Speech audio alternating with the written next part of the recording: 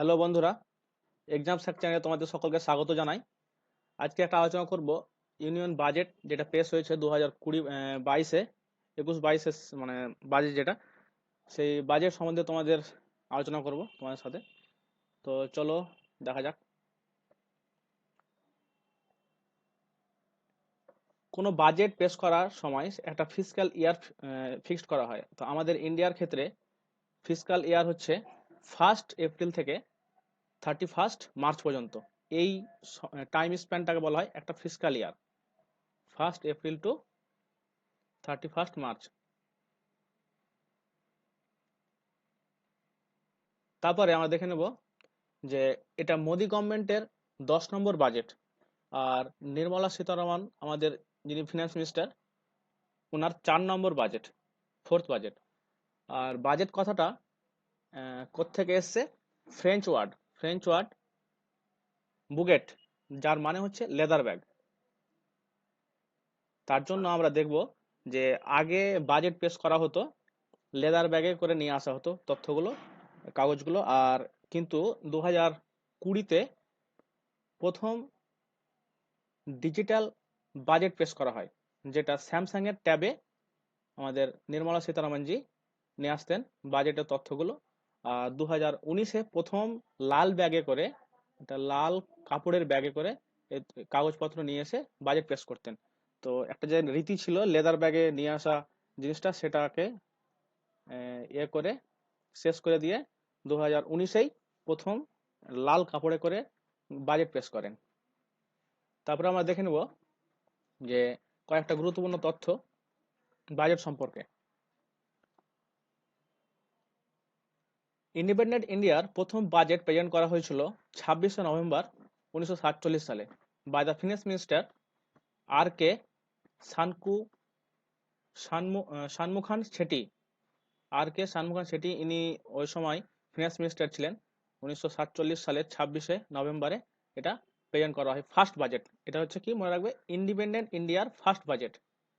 দেন আর একটা গুরুত্বপূর্ণ তথ্য হচ্ছে যে ইন্ডিয়াতে বাজেট প্রথম পেশ করা হয়েছিল, যেটা স্বাধীনতার আগে 18ই ফেব্রুয়ারি 1860 সালে। সেই সময় পেশ করেছিলেন বাজেট জেমস উইলসন, যিনি ছিলেন finance member of India council এর মেম্বার। আর একটা তথ্য হচ্ছে যে former prime minister Morarji Desai, তিনি একটা রেকর্ড করেন সব থেকে বেশি বার বাজেট পেশ করে, যেটা হচ্ছে 10 বার। তারপরে আর একটা তথ্য হচ্ছে নির্মলা সীতারামনের সম্পর্কে। নির্মলা সীতারামনজি, যিনি এখন আমাদের ফিনান্স মিনিস্টার আছেন, উনি 2020-21-এর যে বাজেট পেশ করেন ফেব্রুয়ারিতে 2020 সালে, সেই বাজেটে লংগেস্ট স্পিচ দিয়েছিলেন, যেটা ছিল 2 ঘন্টা 42 মিনিটের স্পিচ। আর একটা গল্প হচ্ছে এখানে মনমোহন সিং সম্বন্ধে। মনমোহন সিং 1991 সালে ফিনান্স মিনিস্টার ছিলেন। সেই সময় তিনি ইন টার্মস অফ ওয়ার্ড এর সব থেকে লংগেস্ট বাজেট স্পিচ ছিল। সেটা ছিল কতগুলো ওয়ার্ড? 18,650টা ওয়ার্ডের। আর সে সময় পিএম ছিলেন নরসিংহ রাও। নেক্সট, হ্যাঁ, কোনো বাজেট হচ্ছে অ্যাকচুয়ালি হিসাব নিকাশ, কতটা আমি ইনকাম করেছি আর কতটা খরচ করেছি, সেই জিনিসটাকে রিপ্রেজেন্ট করা হয়। কত খাতে কোথায় খরচ করলাম, কত ইনকাম এলো, সেটাকে বাজেট আকারে জনগণের সামনে রাখা হয়। তো এখানে টোটাল রিসিপ্ট মানে কতগুলো, টোটাল রিসিপ্টটা হচ্ছে অ্যাকচুয়ালি রেভিনিউ প্লাস ক্যাপিটাল এর টোটাল সাম। সেটা 2021 এবং 22-এ, 21-22-এ যে ইয়ার ছিল, তাতে ছিল রেভিনিউ ছিল, এখানে এটা রেভিনিউ ছিল 20,78,000। তো আমরা মনে রাখবো, এখানে এক্সাক্ট ভ্যালু দরকার নেই, এখানে একটা আইডিয়া থাকলেই হবে যে 21 লাখ কোটি টাকা, এখানে ক্রোরে হবে সবকিছু, প্রায় 21 লাখ কোটি টাকা ছিল রেভিনিউ। আর ক্যাপিটাল ছিল প্রায় 17 লাখ কোটি টাকা। তো টোটাল এখানে আমরা দেখতে পাচ্ছি 37 সাড়ে 37 মানে 38-এর কাছাকাছি 38 লাখ কোটি টাকার রিসিট। আর এক্সপেন্ডিচারও আমাকে দেখাতে হবে। তো এক্সপেন্ডিচার এখানে রেভিনিউ খাতে আমরা করেছি এখানে 2020-22 সেশনে প্রায় 32 লাখ কোটি টাকার কাছাকাছি। আর ক্যাপিটাল ছিল, ক্যাপিটাল খরচ এক্সপেন্ডিচার হচ্ছে প্রায় 60 লক্ষ কোটি টাকার কাছাকাছি। টোটাল আমরা এই দুটো এক্সপেন্ডিচার আর এখানকার রিসিট টোটাল সেম করতে হবে। তো এটা ছিল 2020-21-এর টোটাল এক্সপেন্ডিচার এবং টোটাল রিসিটের হিসাব নিকাশ। আর যেটা এস্টিমেট করা হয়েছে 2022-23 সেশনের জন্য রিসিট অ্যান্ড এক্সপেন্ডিচার, মানে এটা এটা রিসিট প্লাস এক্সপেন্ডিচার না, অ্যাকচুয়ালি রিসিটটাই হচ্ছে এখানে এক্সপেন্ডিচার, মানে যতটা আমি এখানে দেখলাম আগেরটাই রিসিট যতটা হয়েছে ততটা এক্সপেন্ডিচার। তো এখানে প্রায় মোটামুটি 38 লাখ কোটি টাকার কাছাকাছি রিসিট। দেন আমরা দেখে নেব টাকা কোথা থেকে কত পার্সেন্ট আমরা টাকা পাচ্ছি, সেটা একটা পার্সেন্টেজ দিয়েছে। তো সব থেকে বেশি আমরা পাই জিএসটি কালেকশন থেকে, জিএসটি থেকে পাই 16%। তারপরে বরোয়িংস অ্যান্ড লায়াবিলিটিস 15%, আর corporate tax and income tax দুটোতে সমান 15% করে। এই দুটো মিলে কর্পোরেট ট্যাক্স আর ইনকাম ট্যাক্স দুটো মিলে 15%, আর এখানটাই হচ্ছে বরোয়িংস অ্যান্ড আদার লায়াবিলিটি সেটা মিলে 15%। তারপরে আছে ইউনিয়ন এক্সাইজ ডিউটি, সেন্ট্রাল গভর্নমেন্টের যে এক্সাইজ ডিউটি লাগে সেখান থেকে আমরা 7% পাই টাকা, আর কাস্টম ডিউটিতে পাই 5%। আর নন ট্যাক্স রেভিনিউর মধ্যে পড়ছে তোমার ফিজ, লাইসেন্স, পারমিট এসব জিনিসগুলো পড়ে, সেখান থেকে পাই আমরা 5%। আর নন ডেপ্ট ক্যাপিটাল থেকে আমরা পাই 2%। তো এটা ছিল তথ্য যে কোথা থেকে কত পার্সেন্ট টাকা আসে আর কোথায় কত খরচা করি আমরা পরে দেখব। তো এটা আমরা এর পাই চার্টের মাধ্যমে করেছি, রিপ্রেজেন্ট করেছি। ওই আগের স্লাইডটাই এখানে পাই চার্টের মাধ্যমে দেখানো আছে। দেন আমরা দেখে নেব কোথায় কত পার্সেন্ট টাকা যায়, মানে কোথায় কত পার্সেন্ট টাকা খরচা করি। সব থেকে বেশি আমরা খরচা করি ইন্টারেস্ট পেমেন্টে। দেখো আমরা বিভিন্ন সংস্থা থেকে যে লোনগুলো নিয়ে থাকি, যেমন ওয়ার্ল্ড ব্যাংক, তারপরে আইএমএফ, আরো অনেক ব্যাংক থেকে আমরা বা বিভিন্ন ইন্টারন্যাশনাল সংস্থা থেকে যেসব টাকাগুলো নিই সেখানে আমরা ইন্টারেস্ট পে করতে হয় প্রতি বছর। তো প্রতি বছর ইন্টারেস্ট পে করে আমরা 20%, যতগুলো টাকা আসে তার 20% আমরা শুধুমাত্র ইন্টারেস্ট পেমেন্টেই খরচা করে দিই। তারপরে যাই state shares of tax and duty, central government যে টাকাগুলো কালেকশন করে সেখান থেকে স্টেট গভর্নমেন্টকে ট্যাক্স এবং ডিউটিস দিতে হয়, সেটাতে যাই 17%। তারপরে যাই সেন্ট্রাল সেক্টর স্কিম, সেন্ট্রাল গভর্নমেন্টের বিভিন্ন স্কিম আছে, সেই স্কিমে যাই 15%। আর ফিনান্স কমিশন অ্যান্ড আদার ট্রান্সফারে যাই 10%। তারপর হচ্ছে সেন্ট্রাল স্পন্সর স্কিম, মানে সেন্ট্রাল বিভিন্ন রকম স্কিমকে স্পন্সর করে, সেখানে টাকা যায় 9% খরচ। আদার এক্সপেন্ডিচার 9%, সাবসিডি যায় 8%, ডিফেন্সে যায় 8%।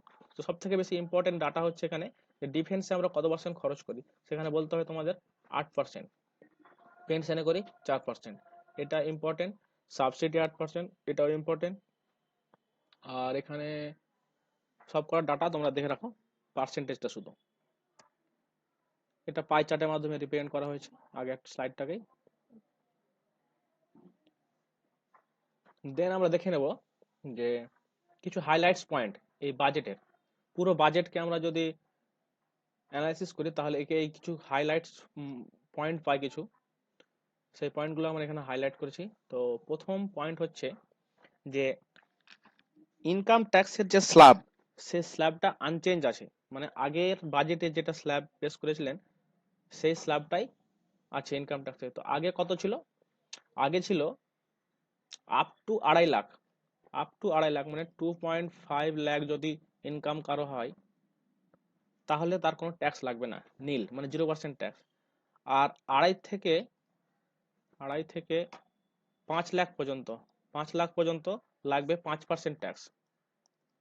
তারপরে স্ল্যাবটা হচ্ছে 5 লাখ থেকে 7.5 লাখ 5.7 লাখ এতে লাগবে 10%। তারপরে 7.5 থেকে মোটামুটি 10 লাখ এখানে লাগবে 15% ট্যাক্স। আর 10 থেকে কারো ইনকাম যদি 12.5 লাখ পর্যন্ত হয় তাহলে সেখানে ট্যাক্স লাগবে 20%। আর 12.5 থেকে সরি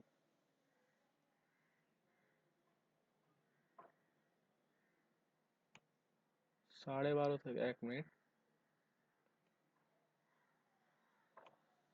হ্যাঁ 12.5 থেকে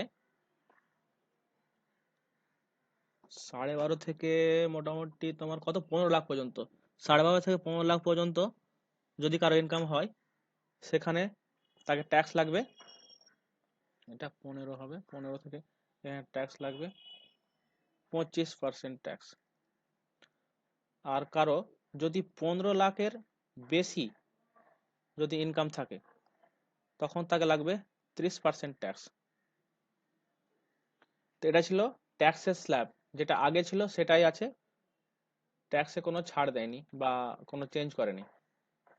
তারপরে দেখে নেব যে ক্যাপিটাল এক্সপেন্ডিচার। তো 2022-23 সেশনে মানে ইয়ারে, ফিনান্সিয়াল ইয়ারে 7.5 লাখ কোটি টাকার এক্সপেন্ডিচার ধার্য করা হয়েছে, এবং যেটা ছিল 2021 এবং 22 এই 21-22 সেশনে ইয়ার্সে ছিল 5.5 লাখ করোড়। তো এটা 5.5 লাখ থেকে বেড়ে হয়েছে 7.5 লাখ কোটি পর্যন্ত। আর ডি ইনভেস্টমেন্ট টার্গেট 2023 ফিনান্সিয়াল ইয়ারে দেখা গেছে 65,000 কোটি টাকা। তারপরে দেখুন ফিসক্যাল ডেফিসিট এস্টিমেট করা হয়েছে 6.9% অফ জিডিপি, 6.9% অফ জিডিপি, যেটা আগের বছরে প্রজেক্ট করেছিল যে 6.8 থাকবে, সেটা দেখা গেছে যে এবার হয়েছে 6.9% অফ জিডিপি। তো যদি তোমাদের বলে যে ফিসক্যাল ডেফিসিট কারেন্ট ইয়ারে কত, তখন বলতে হবে 6.9% অফ জিডিপি। এবার সামনে বছরের জন্য মানে 2022-23 সেশনের জন্য ফিসক্যাল ডেফিসিট প্রজেক্ট করা হয়েছে যে 6.4% থাকবে।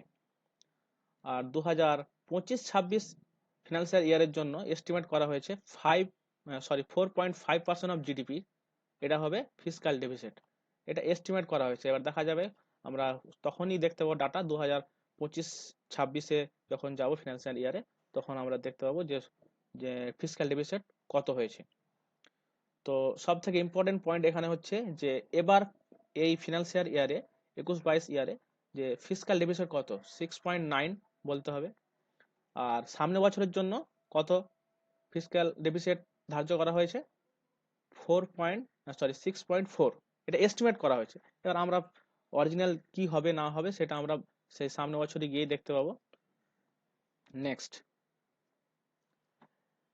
National ropeway development programme, national ropeway development programme to be taken by PPP model. তো পিপিপি মডেলের আওতায় 8টা প্রজেক্ট, প্রায় 60 কিলোমিটারের রোপওয়ে, মানে আমরা সেই দার্জিলিং সিমলা বিভিন্ন পাহাড়ি এলাকায় রোপওয়ে যে দেখতে পাই, সেই রোপওয়ে প্রজেক্ট নেওয়া হয়েছে 2022-23 ইয়ারে, যেটা হবে 8টা প্রজেক্ট টোটাল, নতুন প্রজেক্ট হবে, যেটা 60 কিলোমিটার টোটাল লেন্থ হবে। এটা ছিল একটা হাইলাইট পয়েন্ট। তারপরে দেখা গেছে যে নেক্সট যে 75টা ডিজিটাল ইউনিট ইন 75টা ডিস্ট্রিক্ট, 75টা ডিস্ট্রিক্টে নতুন ডিজিটাল ব্যাংকিং খোলা হবে। আর 100% পোস্ট অফিসকে মানে 1.5 লাখ 1.5 লাখ পোস্ট অফিসকে 100% করা হবে কোর ব্যাংকিং সিস্টেমের আওতায় আনা হবে 2022 সেশনে। তারপরে পরিবেশ বলে একটা সিঙ্গেল উইন্ডো পোর্টাল ওপেন করা হয়েছে গ্রিন ক্লিয়ারেন্সের জন্য। গ্রিন ক্লিয়ারেন্সটা হচ্ছে যে বিভিন্ন প্রজেক্ট করার সময় বা বিভিন্ন কোনো সরকারি স্কিম বা কিছু করার জন্য, ফ্যাক্টরি হোক বা যে কিছু হোক, সেখানে এনভায়রনমেন্টাল ক্লিয়ারেন্স নিতে হয়। তো সেটা বিভিন্ন দপ্তরের জন্য বিভিন্নভাবে আলাদা আলাদা পোর্টাল ছিল, তো ওটা একটা হেফাজত ব্যাপার। তার জন্য গভর্নমেন্ট সবকটা মানে এনভায়রনমেন্ট রিলেটেড যেসব ক্লিয়ারেন্স নিতে হয় সেগুলোকে একটা পোর্টালে এনেছে, যেটা পোর্টালের নাম হচ্ছে যে পরিবেশ। এই পোর্টালে গেলেই সবকটা ক্লিয়ারেন্স একসাথে একই সঙ্গে অ্যাপ্লাই করতে পারবে এবং একই জায়গায় সবকটা থাকবে, যে এটা একটা সুবিধা যারা ইন্ডাস্ট্রিয়ালিস্ট তাদের জন্য। তারপরে হচ্ছে কাস্টম ডিউটি কাট করা হয়েছে পলিশড ডায়মন্ড অ্যান্ড জেমস্টোন এ কত পার্সেন্ট, 5% রিডিউস করা হয়েছে। ডায়মন্ড নিয়ে যারা ব্যবসা করে তাদের জন্য এটা একটা সুখবর। তারপরে আরেকটা জিনিস হচ্ছে যে crypto tax income transfer of any virtual digital asset to be tax 30%। মানে ডিজিটাল যেসব কারেন্সি রয়েছে যেমন ক্রিপ্টো কারেন্সি, সেই কারেন্সিতে কারো যদি ইনকাম হবে, লাভ হবে 100 টাকা, তখন তার 30 টাকা ট্যাক্স হিসাবে গভর্নমেন্ট নেবে। আর ট্রানজাকশনের জন্য 1% টিডিএস লাগবে প্রতিটা ভার্চুয়াল ডিজিটাল অ্যাসেটের জন্য। তো এটা ছিল একটা মেজর পয়েন্ট যেটা নতুন ইন্ট্রোডিউস হয়েছে ক্রিপ্টো কারেন্সি সম্বন্ধে। তো ওখানে কোনো ক্রিপ্টো ভাবে লেখা হয়নি, জাস্ট বলা হয়েছে ভার্চুয়াল ডিজিটাল অ্যাসেট বলা হয়েছে ওখানে বাজেটে। তো এটা ক্রিপ্টো কারেন্সিকে মেনলি তোমার ইন্ডিকেট করেছে। তারপরে আমরা দেখে নেব নেক্সট ইমপ্লিমেন্টেশন অফ কেন বেতুয়া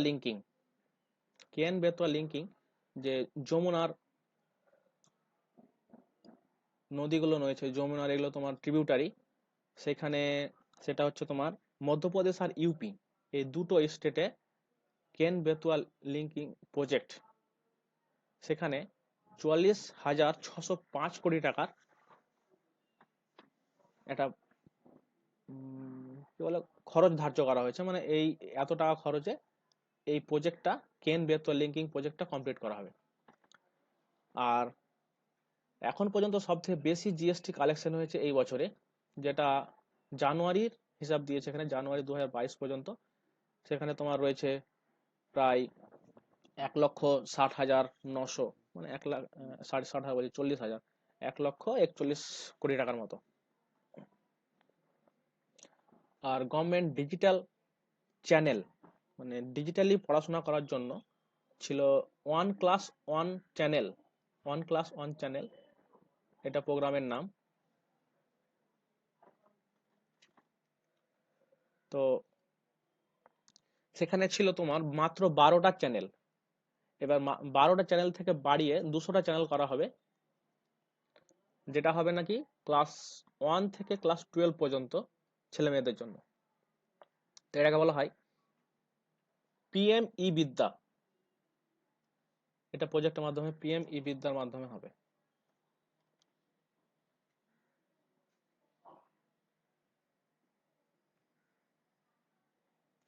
তারপরে নেক্সট স্লাইড আমরা দেখে নেব ডিজিটাল ইউনিভার্সিটি সেট আপ করা হবে। ডিজিটাল ইউনিভার্সিটি আগে তৈরি হবে এরকম কোনো মানে ছিল না, নিয়ম কারণ ছিল না, সরকারের চিন্তা ভাবনা ছিল না, কিন্তু এবার ডিজিটাল ইউনিভার্সিটি সেট আপ করবে, এই বাজেটে ঘোষণা হয়েছে। আর ওয়ার্ল্ড ক্লাস ফরেন ইউনিভার্সিটি যেগুলো, সেই ফরেন ইউনিভার্সিটি গুলো এখানে এসে ইউনিভার্সিটি স্থাপন করতে পারবে, এই বাজেটে এটা ঘোষণা হয়েছে। তারপরে হেলথ কেয়ার সম্বন্ধে আমরা দেখে নেব। National digital health ecosystem to be rolled out, মানে ন্যাশনাল ডিজিটাল হেলথ ইকোসিস্টেম একটা সিস্টেম তৈরি করা হবে, এটা একটা বলা হয়েছে। দেন বলা হয়েছে ন্যাশনাল টেলিমেন্টাল হেলথ প্রোগ্রাম, যেটা আগে কোনোদিন কোনো বাজেটে সরকার ভাবেনি মেন্টাল হেলথ সম্বন্ধে। তো এই গভর্নমেন্টের এটা একটা প্লাস পয়েন্ট যে নতুন 23টা সেন্টার খোলা হবে, যেটা হবে টেলিমেন্টাল হেলথ প্রোগ্রাম, অনলাইন কাউন্সিলিং এসব জিনিস হবে এই সেন্টারের মাধ্যমে।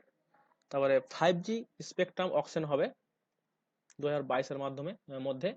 আর ই পাসপোর্ট, এটা নতুন পাসপোর্ট সিস্টেম তৈরি করা হবে যেটাতে চিপ থাকবে, এখানে 2022-23 হবে, ই পাসপোর্ট চালু করা হবে। ইউনিফাইড লজিস্টিক ইন্টারফেস প্ল্যাটফর্ম, এটা তৈরি করা হবে। তারপরে হবে তোমার 2.37 লাখ কোটি টাকার এমএসপি দেওয়া হবে ডাইরেক্ট। কাদেরকে? না তো গম এবং ধান চাষিদের। ইন্ডিয়াজ গ্রোথ এস্টিমেট করা হয়েছে 9.2%, highest among all over economic সেজ ফিনান্সিয়াল ইনভেস্টর। মানে আজ পর্যন্ত সব থেকে বেশি ইন্ডিয়ার গ্রোথ এস্টিমেট করা হয়েছে, যেটা হচ্ছে 9.2%। তো তোমাদের কেমন লাগলো বাজেটটার সারসংক্ষেপ, তোমরা কমেন্ট করে জানাবে। আর যদি ভালো লেগে থাকে তোমরা ভিডিওটা লাইক করবে, শেয়ার করবে এবং সাবস্ক্রাইব করবে। তো আজকে এখানেই শেষ, নেক্সট ভিডিও আমরা পরে নিয়ে আসবো। থ্যাংক ইউ, তোমরা সবাই ভালো থাকো। ওকে, বাই।